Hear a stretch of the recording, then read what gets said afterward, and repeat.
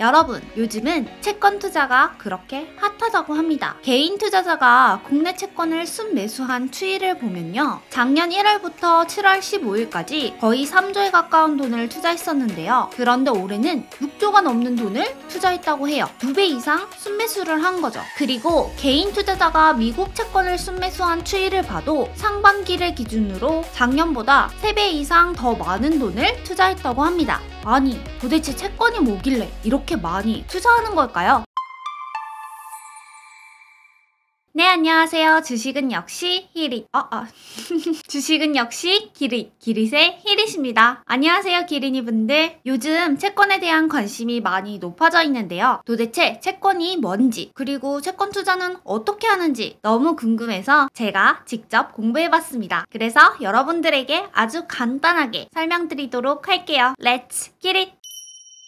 먼저 채권이 뭔지부터 알아야겠죠? 채권은 정부, 공공기관, 특수법인 등 기업이 장기 자금을 일시에 조달하기 위해 발행하는 일종의 차용 증서입니다. 자, 그러니까 쉽게 말해서 여기 이렇게 돈이 필요한 기릿이 있습니다. 그리고 돈을 빌려줄 수 있는 히릿이 있어요. 그런데 우리가 아무리 친하다고 해도 그냥 기릿이니까 돈을 얼마든지 빌려줄게 이렇게 말할 수는 당연히 없겠죠. 그래서 저는 얼마를 빌려주면 언제까지 갚을 건지, 이자는 얼마나 줄 건지 이런 것들이 적혀진 차용증서를 요구합니다. 그런데 이 차용증서가 유가증권으로 매매가 가능하다는 점이 기존의 차용증서와 다르다고 할 수 있겠네요. 이렇게 돈을 빌려주고 채권을 받게 되면서 기릿은 채무자, 그리고 히릿은 채권자가 되게 됩니다. 주식 같은 경우에는 돈을 투자해서 지분을 얻는 개념이기 때문에 주주, 즉 주인이 되어서 경영권에 참여할 수 있고 시세 차익을 얻고 배당을 얻을 수 있겠죠. 그런데 채권자의 경우에는 그냥 돈을 빌려주는 거기 때문에 돈을 빌려주고 이자를 받는다, 이렇게 생각하시면 될 것 같아요. 채권에는 여러 가지 종류가 있는데요. 일단 돈을 빌려주는 기간에 따라서 단기채, 중기채, 장기채로 나눌 수 있습니다. 단기채보다는 장기채가 당연히 금리가 높겠죠. 왜냐하면 10년, 20년 뒤에 어떤 일이 생길지 알 수 없는 거잖아요. 그러니까 앞으로 어떤 일이 생길지 잘 모르기 때문에 장기채일수록 더 금리가 높습니다. 그리고 발행한 기간에 따라서 국채, 지방채, 특수채, 금융채, 회사채로 나뉠 수 있어요. 그러니까 국가에서 발행하면 국채, 지방자치단체에서 발행하면 지방채, 그리고 특별법으로 세워진 각종 공사 같은 곳에서 발행하는 건 특수채, 금융기관에서 발행하는 건 금융채, 일반 기업에서 발행하는 회사채가 있습니다. 또 이자가 지급되는 방식에 따라서 이표채, 할인채, 단리채, 복리채로 나뉠 수 있습니다. 이 개념이 조금 어려울 수 있는데요. 쉽게 말해서 이표채 같은 경우에는 일정 기간 동안 이자를 나누어서 지급하는 방식입니다. 1개월, 3개월, 6개월, 1년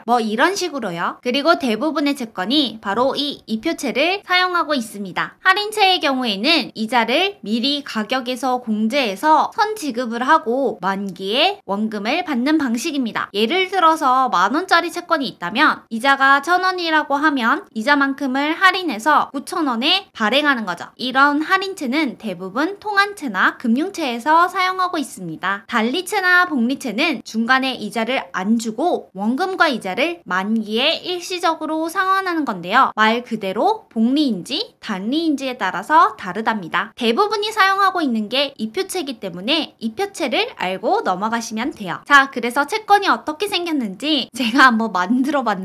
이렇게 기릿, 히릿 주식회사에서 제1회 채권을 발행했습니다. 그러면 여기 밑에 있는 이자 지급 교부표라고 있어요. 이걸 이표라고 하는데요. 예전에는 이표를 하나씩 떼서 이자를 지급받았다고 합니다. 그래서 이표채라고 불리게 되었다고 합니다. 채권에 보면 이렇게 액면가, 발행일, 상환일, 그리고 표면금리가 얼마인지 기재가 되어 있는데요. 표면금리 같은 경우에는 연간 이율이기 때문에 예를 들어서 5%라고 되어 있는 3개월 이표채일 경우에 1년에 5만원을 준다는 뜻이고 3개월마다 12,500원씩 4번 지급한다는 뜻이에요. 자, 그럼 100만원짜리 채권을 사서 표면금리인 5%씩 2년 동안 받으니까 수익률은 10%가 되겠죠. 그런데 제가 아까 전에 채권을 사고 팔 수 있다고 했잖아요. 뭐든지 사고 팔 수 있는 것들은 수요와 공급에 의해서 가격이 결정이 되겠죠. 그래서 얼마에 사느냐에 따라서 수익률도 달라질 수 있습니다. 예를 들어서 제가 제가 이 채권을 다른 사람한테 110만 원을 주고 샀다고 가정을 해보겠습니다. 100만 원을 기준으로 5%였기 때문에 당연히 제 1년 수익률은 5%가 안 되겠죠. 그런데 만약에 제가 이걸 90만 원에 주고 샀다고 가정해보겠습니다. 그러면 저는 90만 원을 주고 사서 상환일에는 100만 원을 얻으니까 10만 원의 차익과 1년에 5만 원의 이자를 받을 수 있으니까 수익률은 당연히 5% 이상이겠죠? 그래서 이렇게 채권을 얼마에 사느냐에 따라서 수익률이 달라질 수 있습니다. 그러니까 수익률은 표면금리와 일치한다고 생각하시면 안 돼요.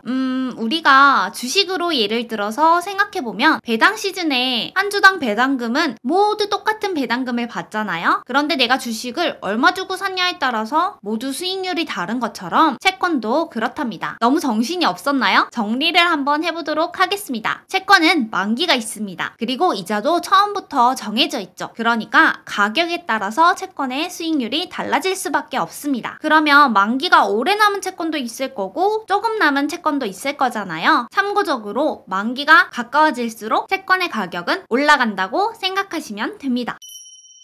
자, 그럼 여기서 채권과 뗄래야 뗄 수 없는 금리 이야기를 같이 하고 넘어가야 하는데요. 간단하게 한번 살펴보도록 하겠습니다. 자, 보통 뉴스에 보면 금리 상승으로 채권 가격이 하락했니 어쩌니 막 이런 말들이 적혀져 있어요. 진짜 무슨 말인지 해석하는데 시간이 너무 오래 걸립니다. 그래서 제가 쉽게 한번 풀어보도록 하겠습니다. 자, 아까 전에 히릿이 기리티릿 주식회사에 투자를 해서 채권으로 3%의 이자를 받는다고 가정해보겠습니다. 그런데 금리가 올랐어요. 금리가 오르니까 갑자기 기릿은행에서 5%짜리 적금이 나온 거예요. 그러면 여러분들은 어디다 투자하고 싶으세요? 당연히 적금이겠죠. 그러니까 채권에서 돈을 빼서 적금으로 넣게 될 거고, 그러면 당연히 채권 가격은 하락하겠죠. 반대로 한번 생각을 해볼게요. 채권이 3%의 이자를 준다고 합니다. 그런데 요즘은 금리가 떨어져서 적금을 넣어도 2%밖에 안 준대요. 그러면 사람들은 전부 채권을 사고 싶겠죠. 그러니까 사고 싶은 사람이 많아지니까 채권 가격은 올라가게 되겠죠. 이거는 채권 내에서도 마찬가지예요. 예를 들어서 금리가 오르면 신규 채권의 금리는 기존 채권의 금리보다 더 올라 있을 거 아니에요. 그러면 그만큼 낮은 이율의 채권 수요가 줄어들게 됩니다. 이렇게 채권과 금리는 반대로 움직인다고 생각하시면 돼요. 자, 그래서 금리가 오르면 채권 가격은 떨어진다 라는 겁니다. 자, 그런데 채권 가격이 떨어지면 채권 수익률은 올라간다고 해요. 이건 또 무슨 말일까요? 아까 전에 잠깐 설명드렸던 그 내용인데요. 제가 표면금리가 3%인 채권에 투자를 했습니다. 10,000원을 투자하면 1년에 300원의 이자를 받게 되겠죠? 그러면 3%가 맞죠. 그런데 이 채권 가격이 떨어졌어요. 떨어진 채권 가격이 9,000원이라고 합니다. 제가 이 채권을 9,000원에 샀어요. 그러면 1년에 300원의 이자를 받게 되었을 때 제 수익률은 당연히 3.3%가 되겠죠. 그리고 만기가 되면 원금이었던 10,000원을 받게 되니까 1,000원의 차익도 더 있을 거고요. 그러니까 채권 수익률은 올라가게 됩니다. 너무 쉽죠?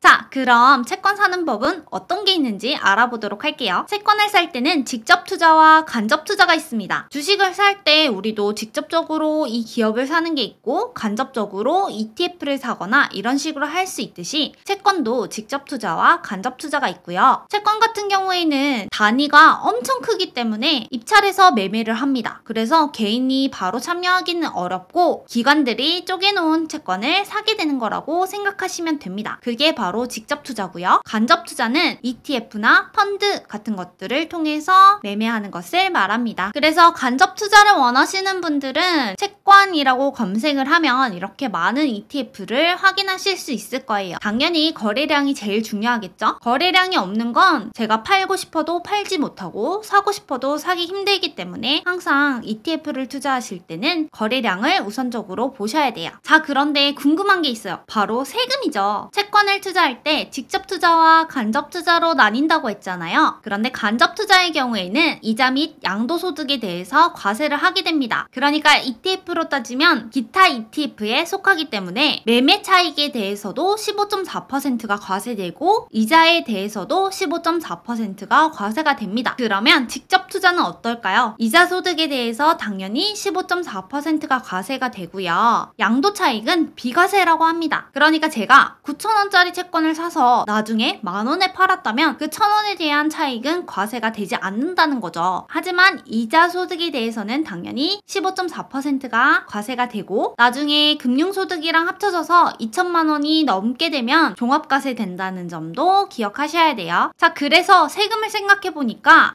금리가 오르면 채권 가격이 하락한다고 했잖아요. 아, 그래서 사람들이 지금 매매 차익을 노리고 채권에 투자하는구나 라는 걸 깨달을 수 있죠. 그러면 직접 투자를 해야겠죠? 직접 투자는 어떻게 하는지 살펴보도록 할게요.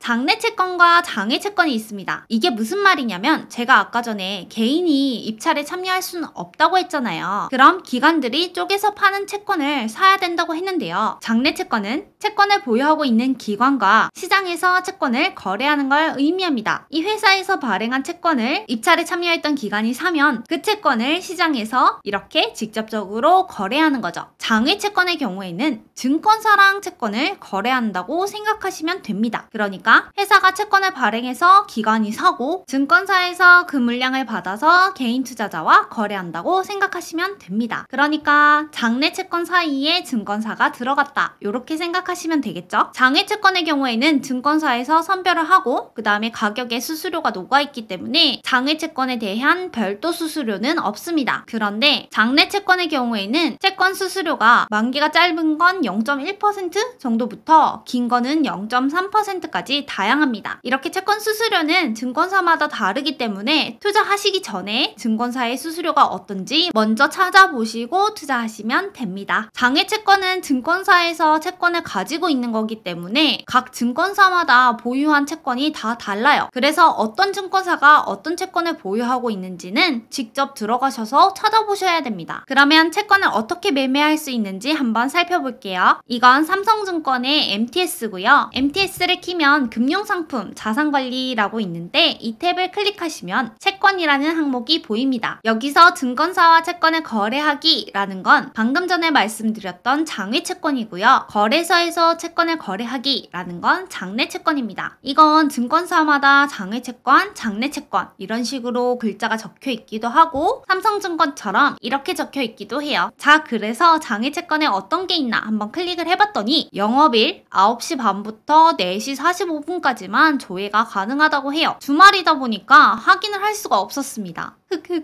그런데 장내 채권은 이렇게 리스트가 뜨더라고요. 그래서 제가 장내 채권을 캡처해서 보여드릴게요. 여기 보시면 이제 한창 이렇게 돼 있잖아요. 한창은 한창이라는 기업에서 발행한 66은 보통은 이제 발행 회차예요. 그래서 66번째 채권이구나 이렇게 생각하실 수 있고 만기일 2025년 6월 30일 이렇게 확인할 수 있습니다. 가격은 현재 8,300원이라고 해요. 그래서 계산한 수익률이 10%라고 하네요. 자, 그리고 이렇게 보시다 보면 기업 이름 옆에 괄호를 해서 후라고 적혀져 있는 기업도 있을 건데요. 회사가 부도가 나거나 파산이 되면 다른 채권이나 투자자들의 돈을 먼저 갚고 그 다음에 후순위로 상환을 받을 수 있는 채권을 말합니다. 그래서 후순위 채권 같은 경우에는 일반 채권보다는 금리가 조금 더 높다고 합니다. 먼저 확인하실 때 제가 거래량이 높으면 더 좋다고 했잖아요. 그래서 이걸 클릭해서 거래량 순으로 먼저 확인을 했고요. 혹시나 수익률이나 만기일 순서대로 보시고 싶은 분들은 이걸 클릭하셔서 확인하실 수 있습니다. 거래량 순으로 검색을 하니까 AJ 네트워크스랑 현대두산 인프라코어 뭐 이런 식으로 쭉 뜨던데요. 그런데